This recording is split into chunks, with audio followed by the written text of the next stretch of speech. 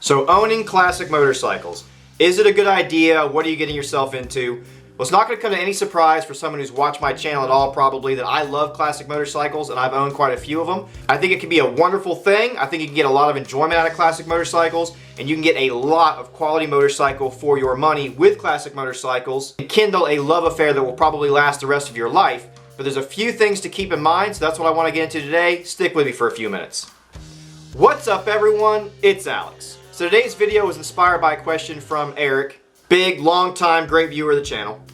I'm not going to read the entire question, but basically what Eric was talking about was trying to get as much motorcycle as he can get on a very specific budget. So he asked about a couple of classic motorcycles, a 70s Yamaha 750 and an 80s Honda Nighthawk. Just talking about being able to get into those motorcycles for reasonably low money, looked like they were well taken care of, they had been updated, maintained, stuff like that. Basically just asking if it was a good idea for the budget he had.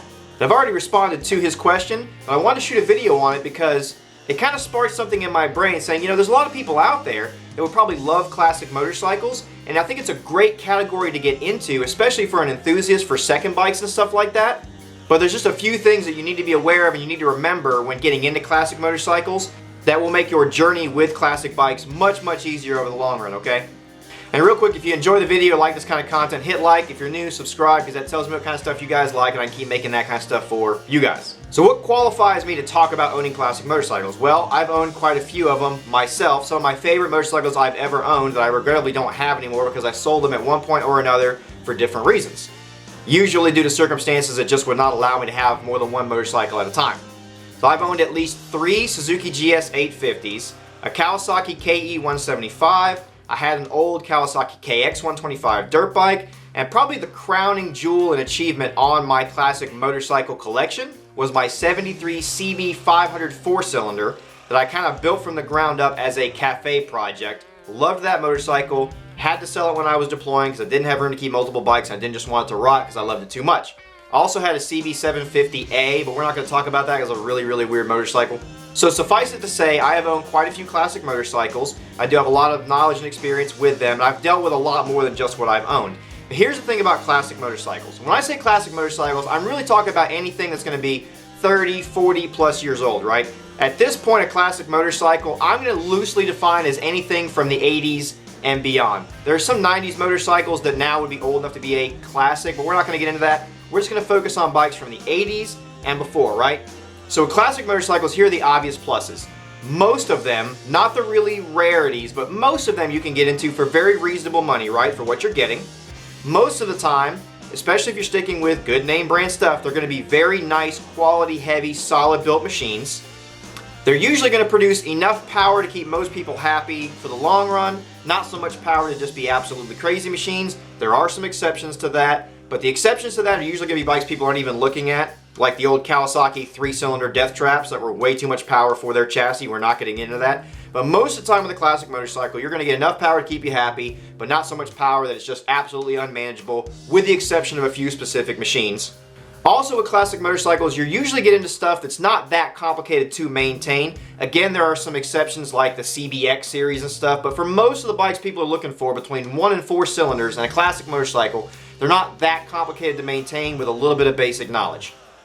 And the last cherry on the top of the cake for classic motorcycles is that they usually just look freaking cool. They just ooze style and quality and personality, and they just look amazing, right? That's why the modern classic retro look has become so popular again, because these bikes just look really freaking cool. Now we need to get to the stuff you need to keep in mind. Here are the things that if you're going to get into classic motorcycles, these are the trade-offs you're going to get for the low money you spend and the other positives that you get. First off, these machines, if you think about it, are 30, 40, 50 or more years old, right? So they're going to require more frequent maintenance and attention than a modern motorcycle will. These things are 30 plus years old. These motorcycles are all going to have carburetors on them, 1 or more carburetors. If you have a multi-cylinder bike that's that old, it's probably going to have more than 1 carburetor on them. So you're going to have carburetors on them that need to be maintained, kept clean, kept synced, etc. A lot of these motorcycles, or the majority of these motorcycles, are going to be chain drive. They're going to be old school chain drive, so you're going to need to keep that cleaned and adjusted. Most of the time, they are going to have tube style tires and spoked wheels, which require more cleaning, more maintenance, And when it comes time to change tires, you have to get tires and tubes done, obviously. A lot of these older motorcycles did not have electronic ignition. They had ignition points in them, which also require more maintenance, cleaning, etc. Or convert it over to electronic ignition like I did my CB500. Don't tell the purists because they all get mad at me for changing out the points on my CB500 for electronic ignition, but I did that because it was less of a pain in the ass. A lot of these classic motorcycles will also need more frequent adjustments and replacements on things like clutch cables, throttle cables, all these kinds of nice little things, okay? None of those things are a massive problem to deal with, but they do require you to gain and practice the knowledge and the experience to keep up with that maintenance yourself in order to not spend a ton of money paying someone else to maintain your classic motorcycle. But if you can learn to keep carburetors clean, which really a lot of times with classic stuff, that just means ride it all the time.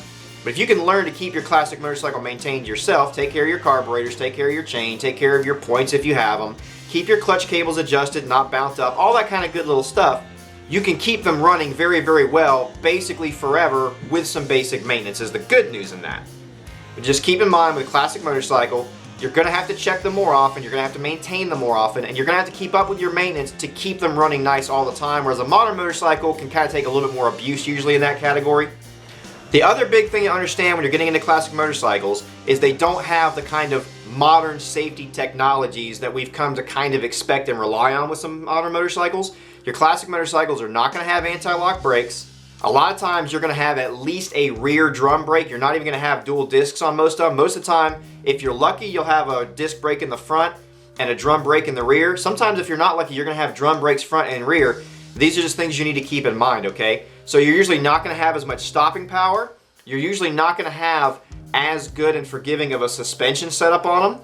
So they're usually not going to handle quite as effortlessly and nice as a modern motorcycle. It's not going to say they don't handle well. There's a lot of classic motorcycles that handle amazingly.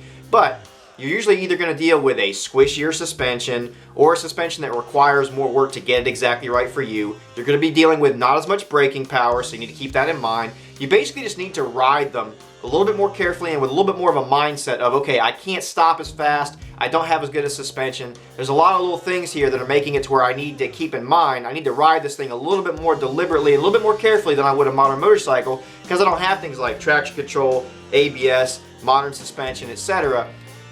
to help correct my mistakes, right? So you need to practice riding a classic motorcycle a little bit more and develop those skills for the more deliberate braking, etc. like that, to keep yourself out of trouble with a classic motorcycle. Last thing I want to touch on and remember with classic motorcycles is that the parts will probably be a little bit less available. That being said, there's a lot of companies these days that specialize in parts for classic and retro motorcycles. So you can usually find the OEM stuff, whether it's on eBay or something like that. And if not, you can usually find good aftermarket solutions. So this is becoming not as much of a problem, but just keep in mind, on a lot of classic motorcycles, you can't just pop down to your Honda dealer and get whatever you need. You're gonna have to go hunt for it a little bit more. But the parts are out there and readily available for most of these bikes, and it's not going to be that big of a deal. I just wanted to mention it because a lot of people get kind of surprised. They're like, oh, I've got this 1984 Honda something something. They pop down to a local Honda shop and they're like, well, that's not in stock, man. So you just need to keep in mind when it comes to parts, if and when you do have to fix it, which with a classic motorcycle, you're at some point going to have to fix something. Just accept that and live with it. Just go ahead and make peace with that fact. When you do have to fix something, you're probably going to have to go find the part online somewhere and you're going to have to wait for it to come in, etc. So I highly recommend, if you possibly can, make the classic and retro motorcycles your second motorcycle and your like passion hobby kind of thing, and maybe have a modern motorcycle as well you can ride if and when your classic is down, you have to fix it. If not, classic motorcycles can be the only thing you do as long as you have the knowledge and the willingness to work on them and learn and grow with it and become friends with that motorcycle. Like, I knew my CB500 inside and out because when I got that thing, it was a rolling chassis and 3 big boxes of parts, and I had to kind of put it together again from the ground up. So I knew that motorcycle like the back of my hand. And that motorcycle and I had a specific relationship and friendship where if something was broken, I could very easily diagnose and take care of the problem, right? That's what you have to know with classic motorcycles. You're going to own, you're going to ride them. You're going to have to become in tune with that motorcycle and understand it very, very well. And if you do, then you can keep that thing running basically forever. They're built very, very well, especially like nice Japanese classics. Classic Yamahas, Honda, Suzuki, Kawasaki and stuff. They're built like freaking tanks most of the time, man. They will last forever with some TLC and some love. If you're going to get into classic motorcycles, that's the name of the game, right? You need to love it. You need to love classics. You need to love your classic motorcycle and take care of it as such. That's what I really wanted to get across in this video. Eric, I hope that helped. I hope that helped somebody else or entertained somebody or something. As always, have a great day, guys. Ride safe. I'm Alex. Peace.